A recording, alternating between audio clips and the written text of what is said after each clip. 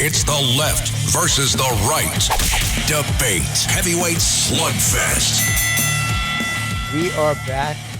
We are happy to be back as we try to regain our ability to breathe and walk around the neighborhood. And one of the most exciting people who likes to walk around neighborhoods and breathing is with me. It's Jake Novak. I'm David Paterson. This is the left versus the right.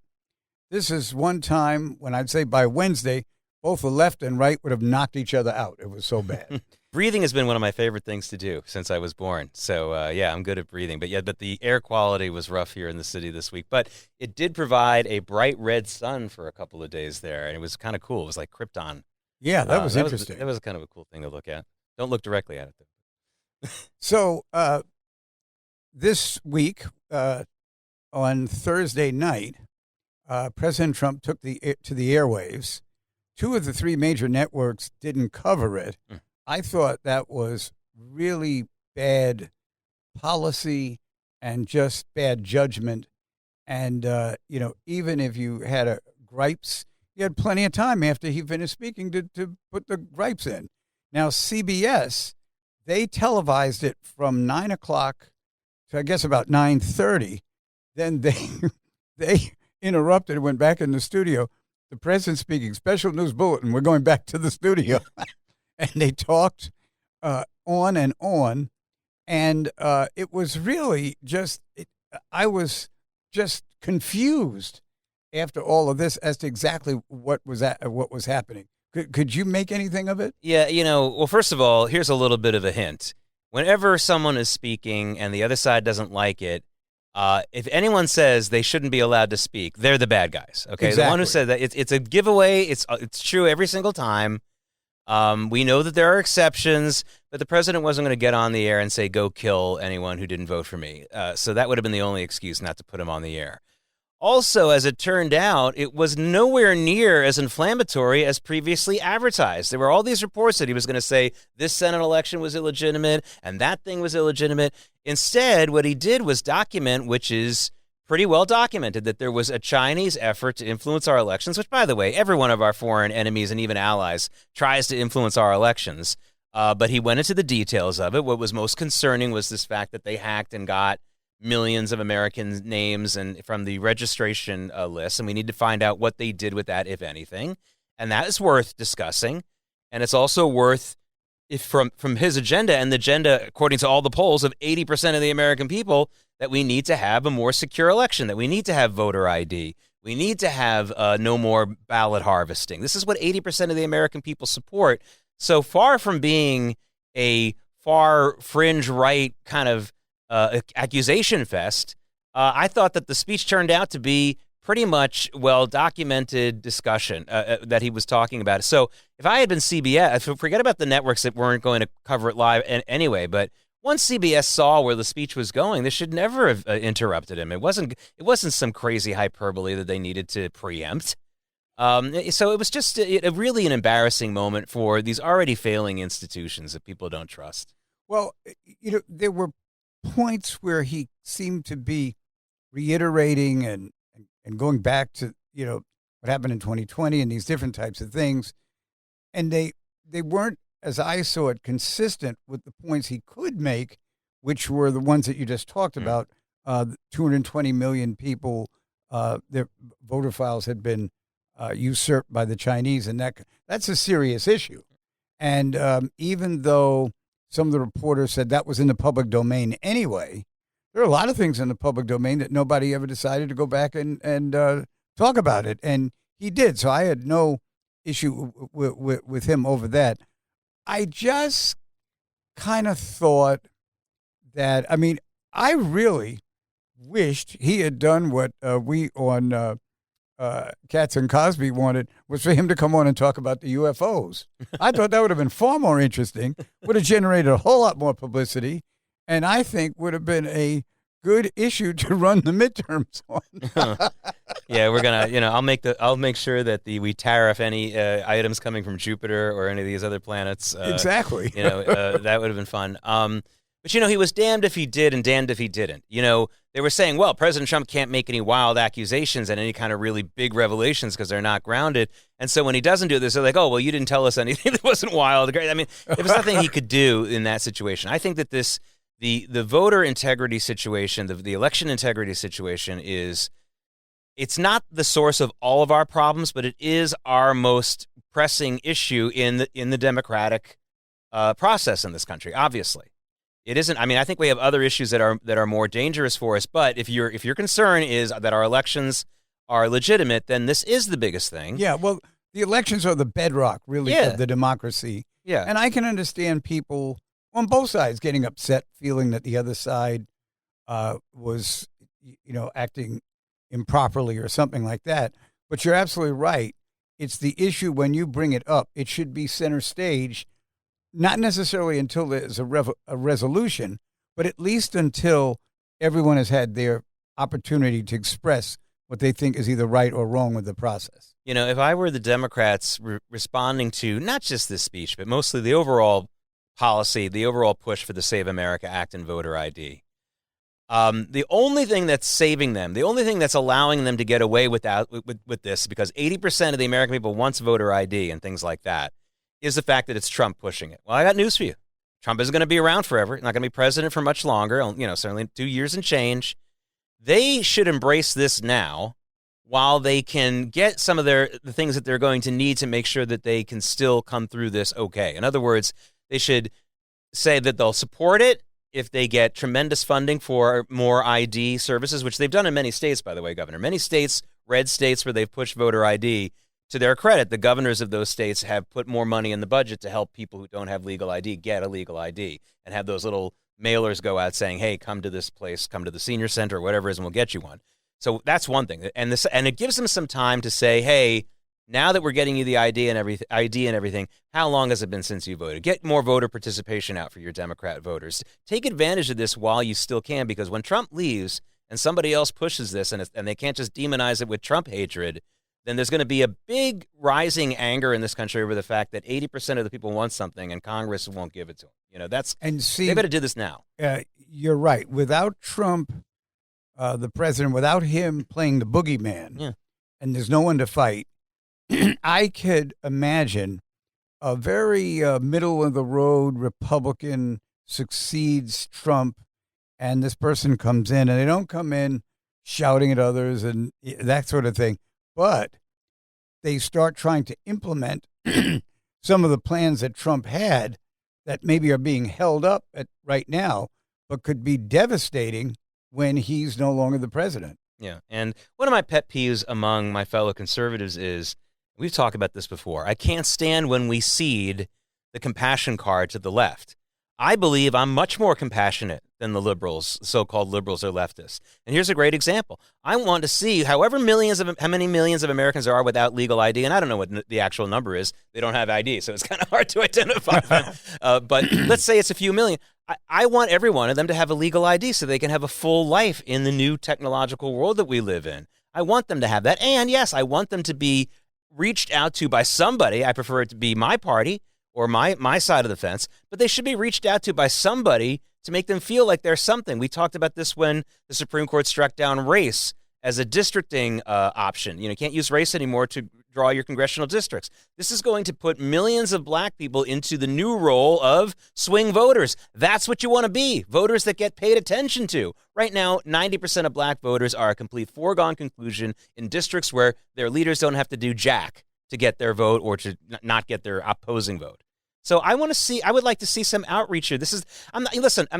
Anyone who knows anything knows that whatever advantage you get for whatever short period of time eventually gets overturned or it goes. So anyone who says like, well, if we put voter ID in, the Democrats will never win another election, that shows tremendously amount of historical ignorance if you believe that. So that's not why I'm pushing for voter ID. I'm not that stupid to think that, we'll beat them forever if we make people have, show an ID. No, I just want these people to feel enfranchised. Again, it's ridiculous.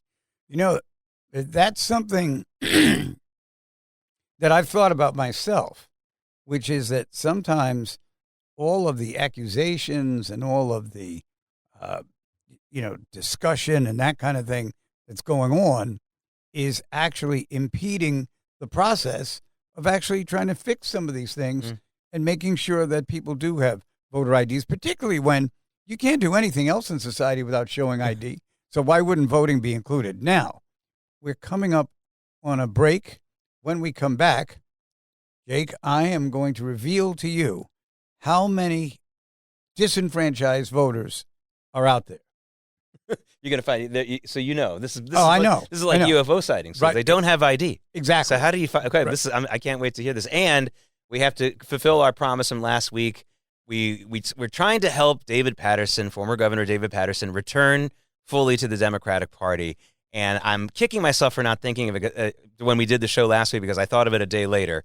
But I know exactly how to do it now. And you have to be one of the standard bearers of this and not people who are trying to, take your thunder. That's all I can't wait. It's the left versus the right. It's the left versus the right. Debate. Heavyweight slugfest. We're back. And as promised, I am going to inform my partner, Jake Novak, of the number of disenfranchised voters there is in this country. It is 1,438,209. I thought it was 210. That was so close. Somebody died about an hour ago.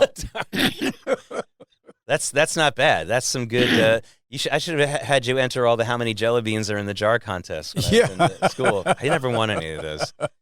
There were some math geniuses in my school who figured that out. But it's a lot. I think it's obviously. I think it's more than that. And of course, the people who disenfranchise themselves, who decide to, who get alienated, and look, no one. What we need to do is two things. First, let everyone know that you got to vote and get involved in the process if you want things to get better. But at the same time, remind them that won't solve all the problems. But you got to have a seat at the table. And if you don't have a legal ID and you're not voting, or you're allowing some ballot harvester to come on your block and sign your name to something, you're really signing away yourself. It's so sad. I mean, if someone was doing that to sell you insurance, everyone would be up in arms. So to do that with your vote, I think, is just as much of a crime against people who really deserve to have their voices heard. So as you alluded to right before the break, I did get together with about 18 or 19 people. It was a conference call. I worked with another gentleman to put the conference call together, and the whole idea was to talk about where the Democratic Party is going, where the Democratic Party has overreached when it comes to attacking the president, which has ramifications that work negatively in those situations. And, whenever you try to start something, there's always going to be a problem. One of the individuals decided to hijack the entire call and started calling on only his friends. And it's the first time that I've heard a white man introduce 7 straight white people without remembering that there were other black people there. And I thought that we should re-invoke the 1965 Voting Rights Act and have him imprisoned. Yeah. Now, did it make you take a literacy test before you went on the personally, I will not give his name, but his initials are Howard Teach, and he is the one who wrecked the whole call. And it was amazing because my former press person who was on the call, and my wife and others were like, "We have not seen you throw a tantrum like that ever." And so, well, you had a right to. Yeah. So that's the perfect segue to what I had not thought of until a day after our last program. But, in the whole, let's help David Paterson not only come back to the Democratic Party, but help fix it. And it dawned on me the day after, and I talked about it a lot throughout the rest of the week just on my social media platforms. And I say this, full disclosure, as a white person. I mean, I'm Jewish, so I don't know if that, there's a whole debate about whether Jews are white or not. Certainly my Sephardic and Eastern Jewish friends are not white, quote unquote white, but whatever you want to call me. I'm certainly not African American or Black American. So I say this with all due respect, but I believe it is black voters who must, and I want to add to your burden, but it is black voters who must save the Democratic Party. And here's how they're going to do it if they do it. So here's your mission should you choose to accept it, and this message will not self-destruct in 10 seconds. Here's what we need. Here's what they need to do. It is only the black voters in America, the black registered Democrats or former registered Democrats, who can stand up with all the credibility in the world and say, our party is selling our birthright to illegal immigrants and other non-citizens at our expense. We've seen some examples of this, but these were just regular individual cases. Yeah, of people going, for example, in Chicago a couple of years ago, there were people yelling at the mayor about this. But we need leaders, black leaders in the Democratic Party to say, we are not xenophobic or hateful against illegal immigrants, and they can say all the anti-Trump things they want to say. But the fact is, our people who have been here since before the 18th century are being pushed aside by our party in favor of this shiny new object of the 20 million or so illegal immigrants who have come in. They are hijacking our social services. They are hijacking our schools. And this has to be our priority. Our priority needs to be African American people who are living in this country in abject poverty and most importantly, without decent schooling. And again, I don't think that any other Democrat from any other walk of life can get up there and credibly do this. I don't think they can do that. Only black people who the Democratic Party still desperately needs to show up to vote. These illegal immigrants are not voting in those numbers yet. They're voting in big numbers, but not in the numbers that they get from black voters. And this has to be something. Now, it's not going to be the guy we talked about last week briefly, the governor of Maryland, Wes Moore. Right. Because he's fighting to continue giving social services to illegal immigrants. The Trump administration is literally involved in a lawsuit right now to stop Maryland from giving Medicaid and other services to illegals. So he's out.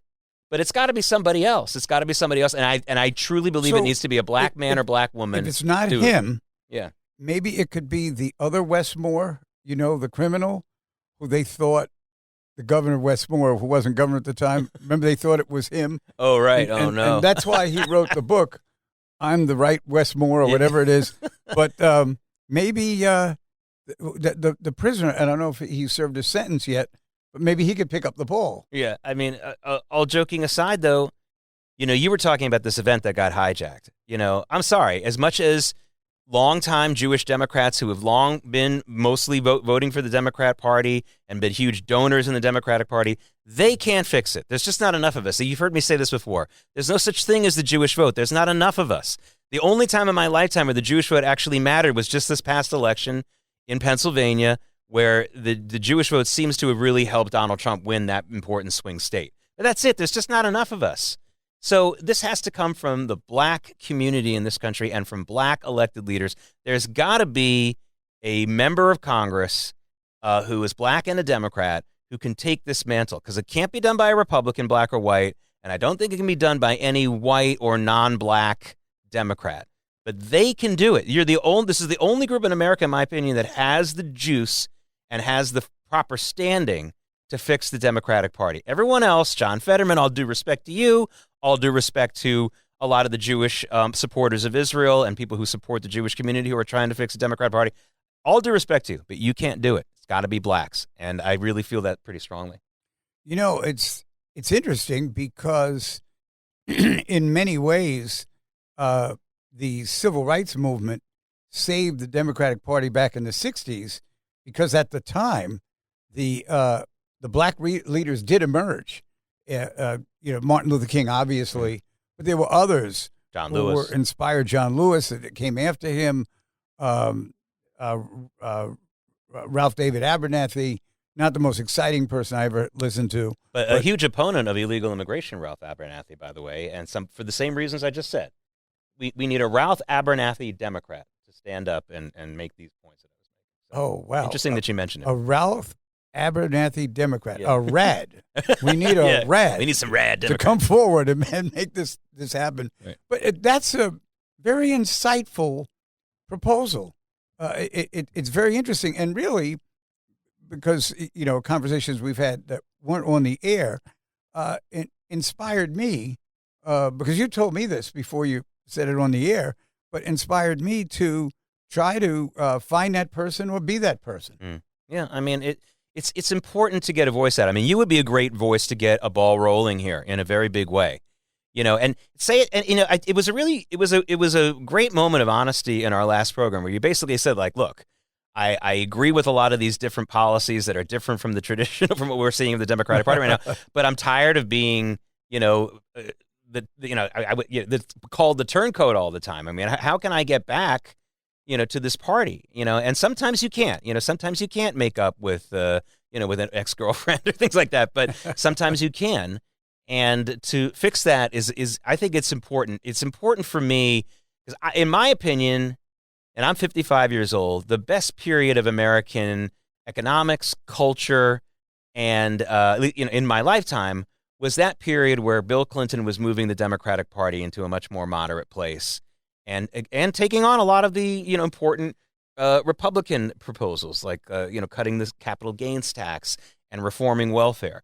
I think that was a really good time in America, and I think that the history bears it out. You take a look at the mid to late 1990s in this country. The economy was strong. We were making incredible strides against the problems that had really been plaguing us in the 80s and the 70s. We were really cutting down on crime. We found a way to make the AIDS virus something that wasn't necessarily a death sentence. I just remember all these things that happened between, I'd say, 94 and the year 2000.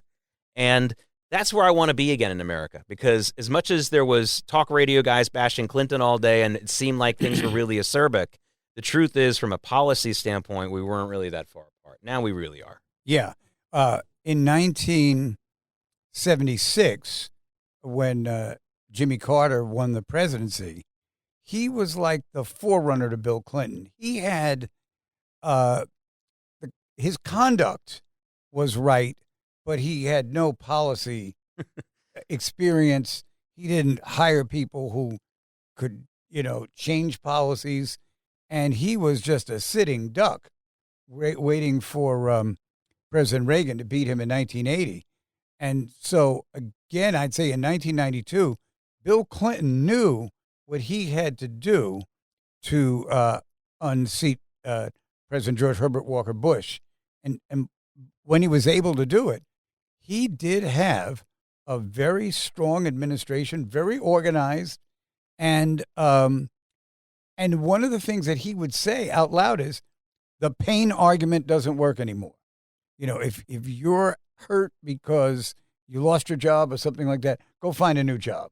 We don't have time to listen to people, in a sense, kvetching because they don't have things.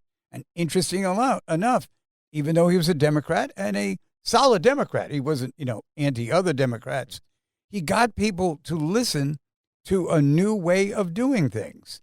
Now, he did a lot of other things, but we won't go into. But the point is that this might be that time in American history when there is a thought leader. In other words, not someone who's talking about the different bills and how he'll change or she'll change things, but someone who really wants to take the country to a new level of thinking and a new level of operating. And we would obviously want to, that's a real possibility. And it could happen as soon as 2028. Yeah, and I'll use another term that became infamous during the civil rights era, trot-em-outs. That's what they used to call when they would go to these southern towns, and the white leaders would say, and they would trot out these black people who were supposedly happy, oh, look at this guy, Mr. Brown here. He's been sweeping up at the city hall for years. He's happy. He doesn't need any of these outside agitators. And it was just so insulting and obvious tokenism, and they called them the trot-em-outs. But I want to put out legitimate trot-em-outs. I thought that when we had the situation in Minneapolis, when all that fraud was being uncovered, it's still being uncovered now, somebody in the Republican Party or some decent-minded Democrat in Minnesota should have trotted out, and I'm sorry to use that term, but that's just we're on radio here, so I have to kind of use terms that create images in your mind. Should have trotted out some African-American veterans who are really struggling and said, look at these people. These are the people whose benefits are being they stole stolen. the money from. Right. These are the people who we could make, if we decided to help only the people who really can't help themselves or are really in dire need, we could give them a paradise of a life. That's what we should be doing. Instead of giving a little bit of crumbs to the most amount of people so that we can expand the voting rolls for yourselves. Look at the people who really need to be helped and give them everything and more. That's my dream. And that's what, you got to have visuals, and you have to make it about individuals. And I love talking about policy, but I'm not stupid enough to think that you can just talk about policy. You got to bring human beings into the game. It's one of the things that I learned the hard way when I got into financial news. You can talk about companies and stocks all you want. It's really boring. You got to talk about the individuals in business. So thank God for the CEOs like the Jeff Bezos is out there, and the Steve Jobs is out there, the late Steve Jobs, all those people, because they have personality, and Elon Musk. Otherwise, it's really boring. Same thing with policy. If you're saying that good people are getting, especially African Americans, are getting cheated by a school system or by these illegal migrants stealing their you gotta trot them out. I'm again sorry to use the term for those who are offended by it, but you got to trot them out and show and tell their stories. I mean, this Jake, is like TV 101, but they don't seem to get it. I don't understand. Jake, it really, as I see it, wouldn't be that hard. Yeah. Because one of the gripes that African Americans have had over the years is when we finally start to get something, somebody comes behind us, and all of a sudden there's competition. When we worked here, we've suffered from not getting the opportunities that others got, and that kind of thing. And then when the opportunities actually started to come a little bit, all of a sudden, a whole group of people from some other country came, and they feel entitled. What do they feel entitled about? All they did was leave another country. Yeah, I mean, we have to, and it's not about isolationism, and it's not about xenophobia. This is just simply, does it mean something to be a citizen of this country, or doesn't it? And this is a question that we really need to ask. So what does it mean to be a citizen of a country if you have an entire political party in this country which basically says that everyone who's here physically has the same rights? So what's the point of being a citizen? What's the point of paying your taxes? What's the point of following the law? These are the things that you have to do to have a civil society, and it doesn't work otherwise. I'd love to live in a world where everyone is in a commune, but as Bernie Sanders proved when he went to Israel, there are some lazy people in those communes who don't do their work, which is why they kicked him out of the kibbutz, Bernie Sanders. So, we can't have that. There needs to be something about citizenship that means something. Well, and black people need to be the ones who demand this now. Well, what we're going to do, Jake, we're going to take a little break here. And when we return, we're going to call Bernie Sanders and ask him about his trip to the kibbutz. Yeah. It's the left versus the right. It's the left versus the right. Debate. Heavyweight slugfest. We're back on the left versus the right. There's 22 minutes left in this show. 22 minutes, and we'll just talk. The point is that we... Sports at 15 and 45. Exactly. And so, Jake, you, as I see it, in the time I've gotten to know you, have an uncanny capacity to read other people's minds. And so what I'm asking you to do right now is to read for us these people who you were talking during the break about hearing the podcast with J.D. Vance, like who gave him the idea to talk about conspiracy theories? Like, was this a way of trying to get him knocked off the ticket or something? But just wanted to hear your thoughts about that. Yeah. So J.D. Vance goes on the Joe Rogan Experience, which is the #1 podcast in the world. And here's the problem. And I will say the same thing I said earlier this week on another program. If you can just forget for a second that we're talking about Israel and try, because I just want you to understand this from an objective point of view. And I know Israel is a huge third rail for people one way or the other, but let's just pretend that J.D. Vance wasn't talking about Israel and its feelings about the Iran war and was just talking about making a better hamburger. And that there was a memorandum of understanding between him and McDonald's to make a better hamburger. And then Burger King came in and ruined everything. Now, if you're trying to project yourself as a strong presidential candidate, someone who really has ideas and really can get things done, why in hell would you go on the #1 podcast in the world and cry about how somebody else came in and ruined my good idea. That is terrible imaging, terrible ground laying for a potential presidential candidacy. Whoever told him that was a good idea, and maybe it was just him, doesn't understand the American voter or voters really anywhere. And then, as you were talking about before, he started talking about conspiracy things about the Epstein thing, saying, yeah, I mean, we all think he might have been in either CIA or the Mossad. And then, of course, there is no evidence of that at all. By the way, if Epstein were working for the Mossad, why, the Epstein files did a lot to hurt a lot of pro-Israel people in this country. Alan Dershowitz, Larry Summers. Why would the Mossad, smear them? It makes no sense. It's a stupid conspiracy theory. But again, forget I'm talking about Epstein for a second, which I know most of you will be unable to do. But let's say he was talking about a conspiracy theory about why Flintstone vitamins, the red stuff makes you hyper. Well, I'm just joking, but some kind of conspiracy theory. If you're a politician and you're spewing conspiracy theories, you immediately turn everybody off because what you're telling them is there's this evil group. We don't know who they are. They did X. I don't know how to stop them. Great. Let me vote for the guy who doesn't know who did it and doesn't have any way to stop them. Right. Woohoo. I mean, it's stupid imaging. And again, most people listening right now, because you're human, are not going to be able to divorce the fact that J.D. Vance happened to have been talking about Israel and the Epstein stuff, and you won't listen to what I was saying objectively. But I hope that few of you who will listen to that just understand from an imaging point of view, this was a big fail, a big fail. And if I were J.D. Vance's friend, or again, my alter ego, Jake Novak, unemployable political consultant, and I'm unemployable because I give good advice, and all the actual employed political consultants give bad advice because they're bad people, I would say, this isn't a good idea, JD. Pretend that you won. Pretend, hey, I did everything I could for the president to make sure that we had this deal in place. I wasn't sure Iran was going to uphold it, and our strong president immediately punished them when they didn't. Wow, that would have been a good whap. But instead, he didn't do that because he got bad advice either from his own head or someone else. Right in the ambit of where he should be. Yeah. Now, that being the case, if we could just go back in history a little bit, how did President Trump win in 2024 when he himself was talking about the conspiracies? Well, I think, but he wasn't saying, I don't know who did it.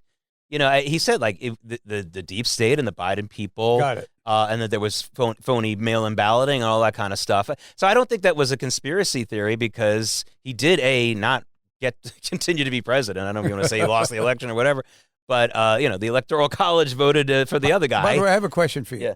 If you're in the deep state, do you have to pay taxes? Yeah, I guess. That's their tithing. There's no such thing as a non-religious person. A new role for me. Tithing and human sacrifice. Every cult eventually requires human sacrifice. So the environmentalists did it recently when they said, not recently, years ago when they said you should only have one child or no children. That's a form of human sacrifice. Obviously, the terrorists are in a cult using children, as human fodder, that kind of thing. Seriously. That J.D. Vance story, it must happen on a weekly basis. People who want to become candidates, people who are in position to be a candidate like himself. And I always wonder, as you said before, who are these dummies that put them up to saying these things? And then, of course, when they get a negative reaction, you can't find them. We have a huge problem.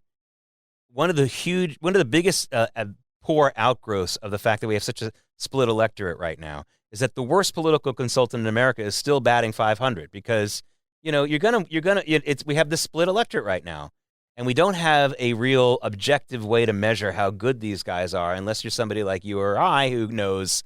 Look, I know someone many years ago who gave good advice. Who packaged a candidate properly. We were just talking about Bill Clinton. I think his 1992 campaign contained so many good moves. Going out hunting to show that he wasn't a gun grabber. Running back to Arkansas to, quote, unquote, oversee an execution to prove that he was an anti-death penalty. Making sure that there wasn't only corporate sponsorship of the campaign, but big corporate banners at the 1992 convention here at Madison Square Garden. You couldn't see the stage for his banners. Yeah, and that was and we know who one of those people was who was giving him good advice. That was Vernon Jordan, who was one of the people who, especially on that corporate thing. So we know who some of these people were who did give good advice. Man. Yeah, I mean, a brilliant guy. So, and the same thing with some of the, with President Reagan. It was Roger Ailes who told President Reagan after the first debate with Mondale, when Reagan seemed to be drifting off a little bit. He said, listen, you got to address this somehow, some way, but do it with the joke. Now, Ailes didn't tell him what joke to say, but Reagan said, I think I got a joke. And that was when Reagan said, like, I'm not going to use my opponent's youth and inexperience. Exactly. And it got a huge laugh, and that was the end of the election. The election was over.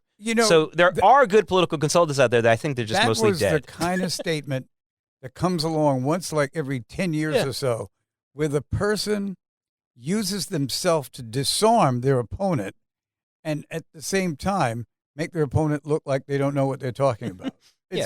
That's vintage. Yeah. And so it's now we have people who say, hey, go on social media and be nasty.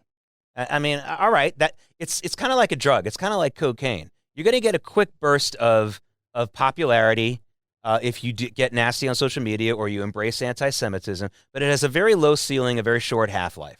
At some point, if you're going to embrace an anti-Semitic kind of thing or bashing of Israel, at the end of the day, you're not going to get that far. Now, America has changed a lot, especially with these tens of millions of illegal aliens who've come in, many of whom really, really hate Jews. We've imported a lot of anti-Semitism in this country and women, people who have anti-female preferences and things like that. That said, anti-Semitism as a political movement in this country has never been successful. It's always topped out at the Father Coughlin types who had a successful radio program, but he could never have won an election for dog catcher. It never works in this country. Now, again, there may be some electorates in some of these blue cities with the tens of millions of people they've imported from some of these Arab countries and Muslim countries where they really hate Jews. So maybe you can get elected mayor in New York and maybe even in L.A. or Chicago or Detroit, but you're not going to be elected president of the United States with an anti-Semitic platform. I promise you. That's why I get so annoyed at a lot of conservatives who are Republicans, basically. They can't stop talking about AOC. They think she's going to take over the country. That cannot happen.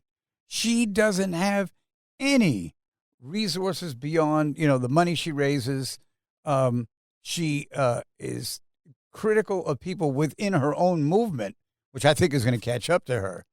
And yet, every time, her name comes up as and she's organizing, and she may run in 2028. Oh, please. If she runs in 2028, it's going to be a massacre. I don't think she can take the scrutiny, but, that's really good advice because there was somebody else who at one point in not that long ago American history, we all thought was a ridiculous idea, both on the left and the right, as a potential presidential candidate, who conservatives demonized so much that they actually turned her into a candidate. I'm talking about Hillary Clinton. Yeah. When Hillary Clinton was first running for the Senate, I started hearing conservative voices saying, this is it. She's going to run for president next. She's going to, and the idea was so ludicrous. She was just the first lady. Now she's going to run for president. I mean, that seems so stupid, but they made her into such a demonized factor that a lot of people in the Democratic Party was like, yeah, she seems to really get those Republicans' goats. Let's get behind her. And then, of course, there was all the other machinations that she did to try, on her own to become a viable candidate. The fact that she ran again in 2016 after losing to Obama in 2008 just goes to show that she certainly was digging her heels in. But you're right. If the conservatives continue to demonize AOC, they better watch out because they might turn her into a viable candidate. Right now, I don't think she is one. Or find someone, or she herself will find someone similar, and they will become a candidate. It just amazes me the things people will believe that nothing could be further from reality than the way they're thinking. Also, she has to worry about time passing her by. She's already not. I mean, now Mayor Mamdani, although he's constitutionally can't run for president, now Mayor Mamdani has stolen her mantle. I think he's much more of a voice for the far left in the party than she is, and unlike her, he's got an executive position. He's a mayor. Like mayors and governors to me are always more attractive candidates because they can say, I ran something, I ran a city, I ran a state. I ran a city, I ran a state. Right. So I think that's the biggest reason why she's not as viable. And not just the fact that she's not erudite in any way. I don't think that she has the emotional stamina to run for president.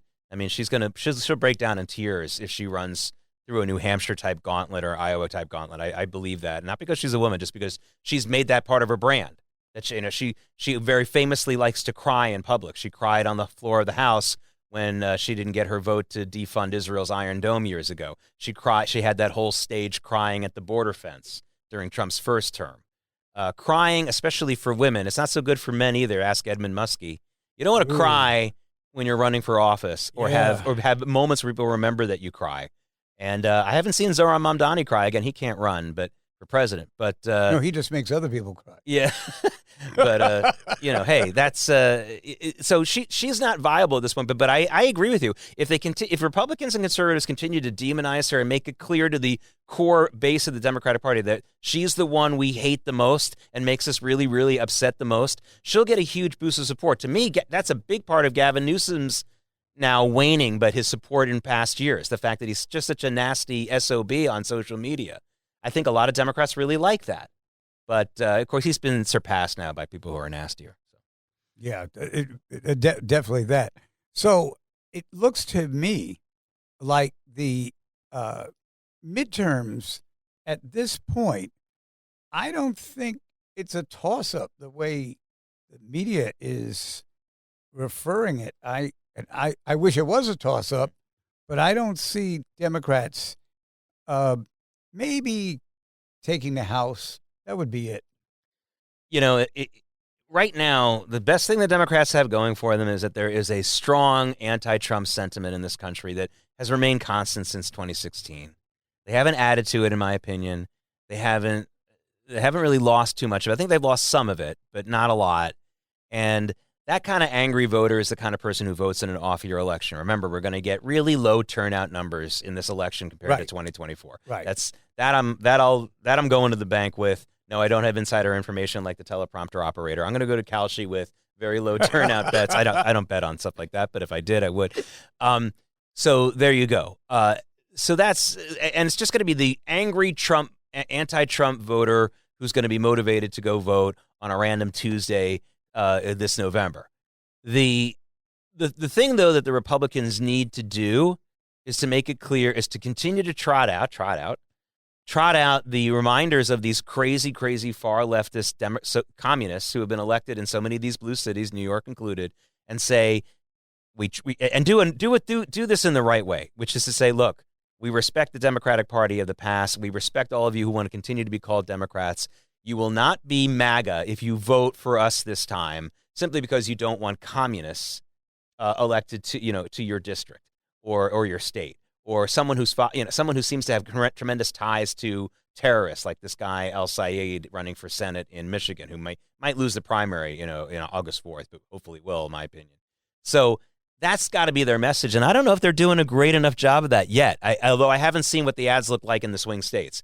But any state, I think the Republicans just say, this time you can vote for us because you can't vote for communists. Just say that. And that could help them keep the House, let alone the Senate.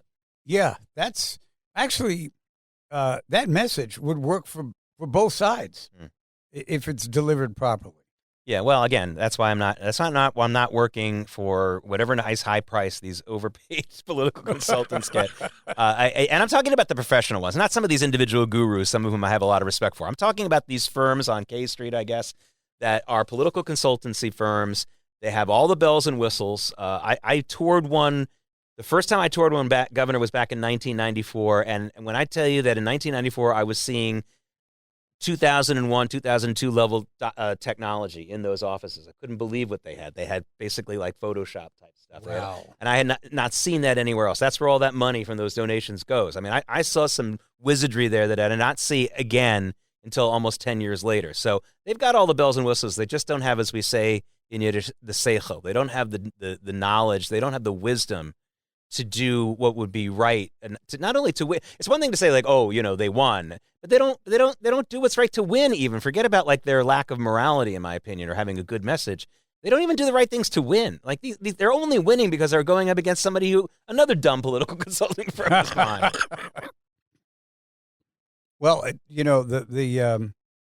that will be an interesting test, because I think that Americans, for the most part, right now, are looking for something that can be stable. No one's looking to necessarily change the government and change all the policies. I think people want to do what their parents did: go to work, raise children, make sure they get a good education, hopefully live in a neighborhood where the housing is affordable. And I think that those hardcore issues will rule as long as people in those positions don't get caught up in the rhetoric. Yeah, I mean, I have good news for everyone, and I'm sure a lot of people listening to this are going to think that I'm just saying this so that the current administration gets the credit for it. That's not why I'm saying it. I'm saying it because I'm also a financial journalist. You know, we had the big banks and the smaller regional banks announce all of their earnings this past week, and they were really, really good. And as anyone will tell you objectively, that the banks from the big ones all the way down to the medium-sized ones, especially these regional banks, for them to report these kinds of good numbers, the economy has to be pretty good in this country. We're getting good employment numbers. We're not seeing great expansion of the job roles, but we're also not seeing a huge, we're not seeing anything like a contraction at all, let alone a big one. Something's going right in America. I have some suspicions about it, one of them being these AI data centers, and we had a governor now, our Luddite governor, Kathy Hochul, who's banned them. But the AI data centers that are being built everywhere else across the country are employing a lot of people. It's one of the reasons why pickup trucks are selling. It's one of the reasons why Deere and Caterpillar shares are soaring. Because you got to build these things with something, and you got to hire construction workers to build these places.